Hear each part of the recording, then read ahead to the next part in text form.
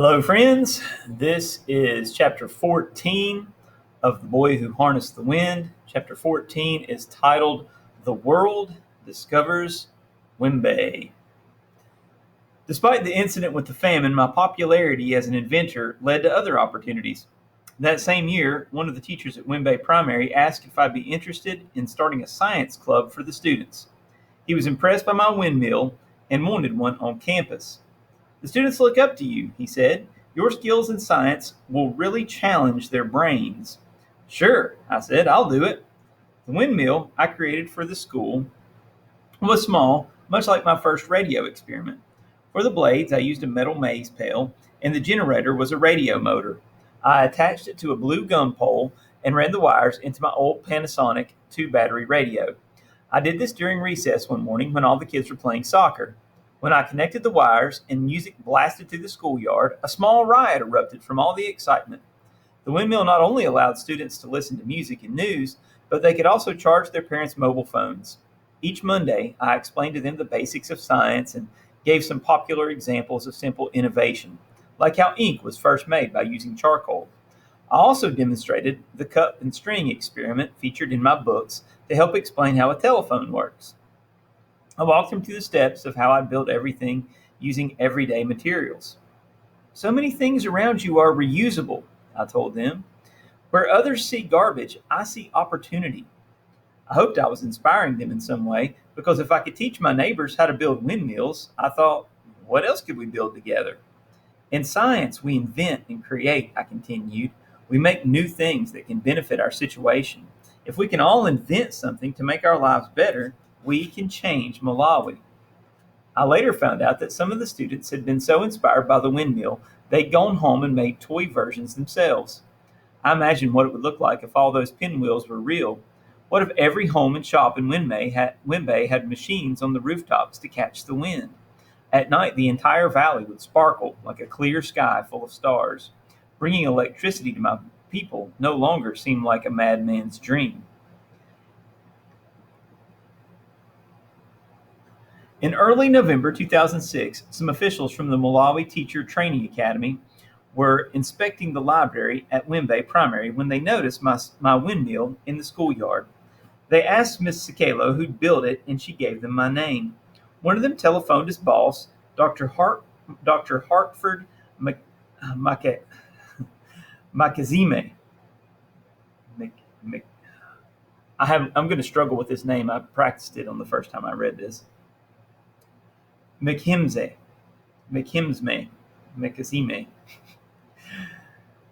Dr. Makazeme. And they described what he'd seen. A few days later, Dr. Makazeme drove 5 hours to Wimbe. He was even more amazed once he saw the larger windmill at my house, and he asked my father if he could speak with the boy who'd built it. "He's here," my father said, and called me from my room. Dr. Makazeme was an older man with gray hair and kind, patient eyes. But when he spoke, his command of language was large and powerful. I'd never heard anyone speak such good Chikewa, and when he spoke English, it was simply eloquent. He asked me about the windmill and how it came about. "Tell me everything," he said. I told the story as I'd done hundreds of times before, and took him through the house, demonstrating how my switches and the circuit breaker worked. He listened carefully, nodding his head, and asked specific questions. "These are very tiny bulbs. Why aren't you using big ones?" "I can use big ones," I said, "but big lights require more voltage. The dynamo is only so strong." "How far did you go with your education?" "Just the first year in secondary school." "Then how did you know this stuff about voltage and power?" "I've been borrowing books from your library." "Who teaches you this stuff? Who helps you?" "No one," I said. "I've been reading and doing it alone." Dr. Makazeme then went to see my parents. "You have lights in your house because of your son," he said. "What do you think of this?" "We thought he was mad," my mother said. Dr. Makazeme laughed and shook his head. "I want to tell you something," he said. "You may not realize, but your son has done an amazing thing, and this is only the beginning. You're going to see a lot more people coming here to see William Kamkwamba. I have a feeling this boy will go far. I want you to be ready." The visit left me a little confused and very excited. No one had ever asked me such questions before, and no one had taken that kind of interest. That afternoon, Dr. Makazeme returned to his office in Zomba and told his colleagues what he'd seen. "This is fantastic," they said. "The whole world needs to know about this boy." "I agree," said Dr. Makazeme. "And I have just the idea." The next week, Dr. Makazeme returned to my house with a journalist from Radio 1. It was the famous Everson Masaya, whose voice I'd heard for years. He'd come to my house to interview me. "What do you call this thing?" he asked. "I'm calling it electric wind." "But how does it work?" "The blades spin and generate power from a dynamo." "And in the future, what do you want to do with this?" "I want to reach every village in Malawi so people can have lights and water." While we waited for the Radio 1 interview to air, Dr. Makazeme came with even more reporters. These men represented all the great media organizations in Malawi. I was with you and Zodiac radio channels, the Daily Times, the Nation, and Malawi News. They poured out of the car with their cameras and tape recorders and flocked around the windmill. For 2 hours, they moved through the house, elbowing and shoving one another to get the best pictures of my switches and battery system. "You've had your time, now it's my turn. Move aside, my paper is bigger." Soon our yard was filled with crowds from the trading center who'd come to gawk at the famous journalists. "Look, it's Noel Mzukiwi from Zodiac," they said. "Finally, we see his face. What a handsome man. And he's interviewing William." One of the reporters even climbed my tower and studied the blades and chain system, taking pictures the whole time. "Makazeme, this chap is a genius," he shouted. "Yes," he answered, "and this is the problem with our system. We're losing talent like this all the time as a result of poverty. And when we do send them back to school, it's not a good education. I'm bringing you here because I want the world to see what this boy has done, and I want them to help." Like me, Dr. Makazeme's father had also been a poor farmer who struggled to feed and clothe his family, but he knew the value of an education. At one point, when Dr. Makazeme was young, he had volunteered to drop out of school and work so his brother could go instead. His father refused, saying, "All of my kids will stay in school. I'll do whatever it takes." It took nearly 10 years for Dr. Makazeme to complete his secondary education. He later earned degrees from universities in Malawi, America, Britain, and South Africa. Before working for MTTA, he'd written many Malawian textbooks, including my own standard 8 English reader. The day after the journalist came to visit, the interview finally aired on Radio 1. I was behind the house chatting with my aunt when my mother shouted, "William, William, quick, it's coming on." My family gathered around the radio, and I heard the announcer say, "A boy in Wimbe near Kasungu has made electric wind." When my voice came through the speakers, my sisters began to cheer. If the radio show weren't enough good fortune, the story in the Daily Times was published the following week with a big headline that said, "School dropout with a streak of genius." The story had a photo of me pretending to connect the wires to the battery in my room, still unable to wipe the smile off my face. That afternoon, I took the paper to the trading center to show everyone what a madman had done. "We also heard you on the radio," they said. "We're so impressed at how well you spoke." In a way, it took having these reporters come to my house to make our own town finally accept my windmill. After the media coverage, the number of visitors to my house increased tenfold. Shortly after, I started some much-needed improvements on the windmill. I realized the big mango tree behind the latrine was blocking my strongest wind, and I needed to go higher. My father, with the Daily Times story under his arm, was able to convince the manager of the tobacco estate to give me several giant poles, which I used to build a tower that was 36 feet high. Once I moved it away from the mango tree, the speed of my blades doubled, and so did the voltage. The day after the Daily Times article ran, a Malawian in Lilongwe named Soyapi Mumba brought the article to his office. Soyapi worked as a software engineer and coder at Baobab Health Partnership, an American charity organization that was working to computerize Malawi's healthcare system. One of Soyapi's colleagues, a tall American man named Mike McKay, liked the article about my windmill so much that he wrote about me in his blog, Hacktivate. That blog entry caught the attention of Emeka Okafor, a famous Nigerian author and blogger who is also the program director of something called the TED, or TED Global Conference. Well, Amika wanted me to apply to be an official fellow at this conference, and for 3 weeks tried very hard to find me. After harassing the reporters at the paper every day, he finally tracked down Dr. Makazeme. In mid-December 2006, Dr. Makazeme came to my home with the application and paperwork for TED. We sat down under the mango tree, and he helped me to answer a list of questions, plus write a small essay about my life. When he left, I still had no idea what TED was, though I do now. It means Technology, Entertainment, and Design. It's an annual meeting where scientists and innovators get together and share their big ideas. I wasn't entirely sure what a conference was or what people did at such things. The application didn't even say where it was held. I suspected Lilongwe, the capital, but I didn't know. I imagined myself walking those busy streets and seeing all sorts of new people. I wondered what clothes I would need to wear, since everything I owned hung from a rope in my bedroom and was covered in red roof dust. Even still, it gave me something to dream about. The following week, Dr. Makazeme called to say that TED had chosen me. The conference would be held in Arusha, Tanzania, an entirely different country. You'll be honored with other scientists and inventors, he said. People from all over the world will be there. Perhaps something good can come from it. Wow, Arusha. How long would that bus ride take? And what if I got hungry? I'd have to bring plenty of food, perhaps cakes and roasted maize. After all, I had no money. One important thing, he said. We should book your flight before it fills up. I'm traveling by plane? My God. Yes, and they wish to know if you want a smoking or non-smoking room in the hotel. I'm staying at a hotel? I thought for sure I'd be sleeping in one of those guest houses near the boozing dens where poor people stay. Of course you're staying in a hotel, he said. And I have other good news, William. You are going back to school. After visiting my house with the reporters, Dr. Makazeme approached the government about accepting me into a school. He'd even taken a collection among his colleagues to help pay for my first semester. This process had taken months, and finally the Ministry of Education had granted me permission to attend Medici Secondary, a public boarding school about an hour from my home. It wasn't one of the science-based schools I'd hoped to attend. The headmasters at those places weren't willing to accept me on account of my old age and number of years I'd been a dropout.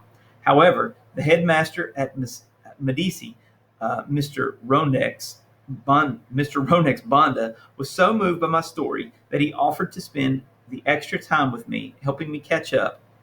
I was terribly behind. While Dr. Makazeme planned my trip to Arusha, I packed my things and went to school. This was the first time I'd ever lived away from home. In my suitcase, I packed a toothbrush and toothpaste, flip-flops, a blanket, and all my dirt-streaked clothes. I carried it out through the courtyard and stopped under the mango tree where Jeffrey and my parents were sitting. I guess I'll see you soon, I told them. Work hard, my father said. I want you to know we're very proud. Jeffrey strapped my suitcase to his bicycle, and we rolled it towards the truck stop. Along the way, I said goodbye to Gilbert. We don't have phones, so how will we talk, he asked. It will be difficult, I said. Maybe I can come visit you there. Oh, Gilbert, that would be great. Please do. I'll miss you, friend. For sure. A pickup soon appeared in a cloud of dust. Jeffrey waved his hand and flagged down the driver. I'll see you when school ends, he said. When you arrive, find someone with a phone and send me their number. We'll talk this way, and I'll make sure Gilbert is there. That would be good, I said. Take care of my windmill, will you? Let me know everything that happens. Sure, don't worry. I climbed aboard with the other passengers, found a sack of charcoal for a seat, and we rolled toward Kasungu. Once there, I caught a minibus down the M1 highway to the small town of Medici.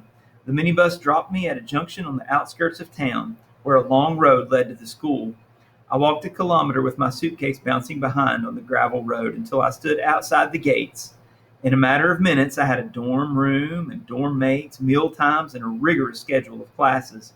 Everything was new and foreign and a little overwhelming, but my God, what a pleasure it was to be learning in a real school.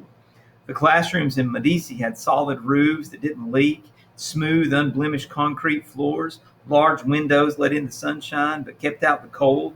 I had an actual desk of my own, complete with pencil holder. During study sessions at night, real fluorescent lights buzzed overhead, or at least they did when there wasn't a blackout.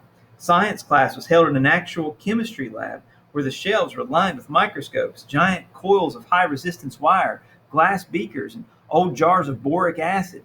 If you can believe it, one of the first lessons in science class was how current passes through an electric bell. I'd already applied this concept with my windmill and circuit breaker, but having it explained in scientific terms and in English was like hearing it for the first time. But like every other school in Malawi, Medici relied on the government to survive. Unlike some of the more prestigious boarding schools, it had been forgotten. Most of the equipment in the science lab was old and no longer worked. The chemicals had expired and were dangerous. The microscopes were rusted and scratched. For the electric bell lecture, we had no batteries to supply the power. If anyone has an extra one in the rooms, I'd be happy to demonstrate, the teacher said. No one did, so we used our imaginations. Our dorms were also dirty and the walls were covered with graffiti. The urinals in the bathroom didn't work, so the new students, namely me, had to clean them every day to keep down the smell. The rooms themselves were so cramped that we each had to share our bed with another boy. My bedmate was a guy named Kennedy who never cleaned his socks. Hey man, you need to wash your feet before you come to bed with me, I told him. Sorry, I can't ever tell, he said. I'll wash tomorrow. Promise. But he never did. Often I'd wake up with his feet touching my mouth. And because I was years older than everyone else, some of the students teased me. They shouted, "How many kids did you leave behind at the farm, old man?" 2 boys, I said, and 1 more on the way, perhaps next month. He thinks he's funny, they said. He's spending too much time with the cows. One day I decided to end the teasing once and for all. I pulled out the newspaper article about my windmill and slapped it down on the table. Here, I said, this is what I was doing. My dorm mates were impressed. Good job, man, they said. No one teased me after that. Honestly, it didn't really bother me because after 5 years of being a dropout, I was grateful to be in school. However, I did become homesick. Whenever that happened, I'd just hide away in the school library where the books filled rows and rows of shelves. I'd find a chair and study my lesson books in geography, social studies, biology, and math. I'd lose myself in American and African history and within the colorful maps of the world. No matter how foreign and lonely the world was outside, the books always reminded me of home, sitting under the mango tree. While I attended school at Medici, Dr. Makazeme was busy making arrangements for Arusha. He helped me get a passport and even took a collection for a new white shirt and black trousers. They were the nicest clothes I'd ever owned. He also gave me useful travel advice. For instance, on a plane, I'd be assigned a seat that was mine and mine only. There was no need to rush and use your elbows like people did in the Malawian buses. Also, if the red light was on near the bathroom, that meant it was occupied. And because some passengers become nauseous on their first plane ride, each seat came with a paper bag for vomit. That was good information because I was certain I'd need it. In June, I left school and came home to pack. The next morning, a driver appeared to take me to the airport in Lilongwe. Our son is leaving us and traveling by airplane, my father told my mother, smiling. That's right, I said, flying like a bird in the sky. I'll be waving as I pass over. We'll be watching for you. You'll see us here. My father then tucked a bag of roasted peanuts in my pocket. They were still warm. That evening, I was so nervous I stayed awake in my hotel room watching soccer on Supersport 3 until the sun came up and it was time to leave. On the plane, I couldn't believe it, but sitting next to me was none other than Soyapi Mumba, the software engineer from Lilongwe who'd first seen my article. Because he's a nice guy, he introduced himself, not knowing who I was. When I told him my name and where I was going, he replied, "Oh my God, William, the windmill guy." He explained how excited he was to show the story to Mike McKay, who'd blogged about me on Hacktivate. Soyapi was the very reason anybody had ever heard about me, and now here he was, sitting next to me on the plane. It also happened that Soyapi was a TED Fellow himself, being honored for his coding work with Baobab. I was so fortunate to find him. As the plane taxied toward the runway, I began to notice the others seated around me. They looked so well dressed and confident, like they had important things to do, and their busy lives required them to travel in jets across the world. As the plane accelerated and lifted its nose in the air, I pressed my head back against the seat and laughed. I was now one of them, too. And that is the end of chapter 14.